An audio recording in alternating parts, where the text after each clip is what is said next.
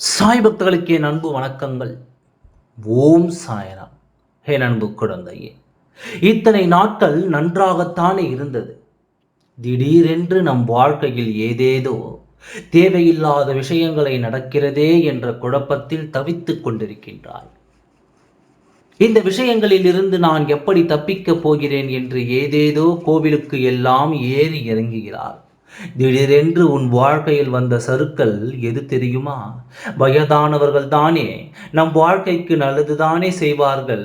அவர்கள் எது சொன்னாலும் அவர்கள் வாழ்க்கையில் நடந்தது எப்படியோ அதை சரி செய்யத்தானே நமக்கு உதவி செய்வார்கள் என்று உன் வாழ்க்கையில் நடந்த எல்லா கஷ்டங்கள், சந்தோஷங்கள் எல்லாவற்றையும் அவரிடம் பகிர்ந்தாய். அந்த வயதான பாட்டி செய்த வேலைதான் இது. உன்னுடைய வாழ்க்கை நன்றாக இருக்கக்கூடாது.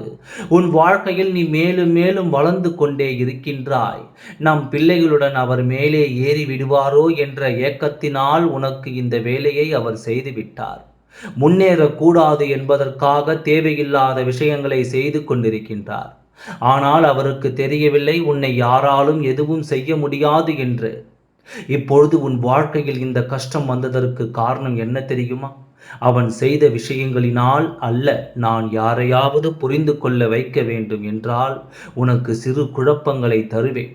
அதுபோலதான் இந்த ஒரு பெண்ணை நீ புரிந்து கொள்ள வேண்டும். அது ஒதுங்க வேண்டும் என்பதற்காகத்தான் இப்பொழுது சிறு சறுக்கல்களை உன் வாழ்க்கையில் கொடுத்தேன். உன்னை புரிய வைக்க வேண்டும். இந்த விஷயத்திலிருந்து நீ தப்பித்துக் கொள்ள வேண்டும். உன் வாழ்க்கை முன்னேற வேண்டும் என்பதற்காகத்தான் சிறு தோல்வியை உன் வாழ்க்கையில் கொடுத்தேன்.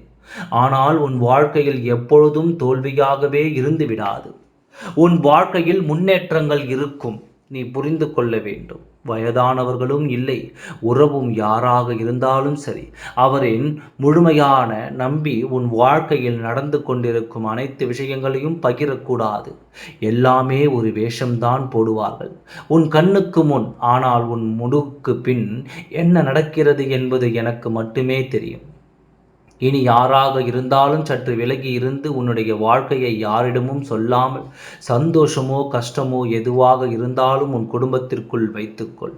யாரை பற்றி சொல்கிறேன் என்று இப்பொழுதே உனக்கு புரிந்திருக்கும் என்று நம்புகின்றேன். ஒதுங்கிய உன் வாழ்க்கை யாரும் எதுவும் செய்ய முடியாது. உன் வீட்டு வாசலை நன்றாக கூட்டி அதில் இருக்கும் சிறு மண்ணை எடுத்து அதை வைத்து உன்னுடைய குடும்பம் முழுவதும் சுற்றி போடு. உன் வாழ்க்கை முழுவதும் சந்தோஷமாக இருக்கும்.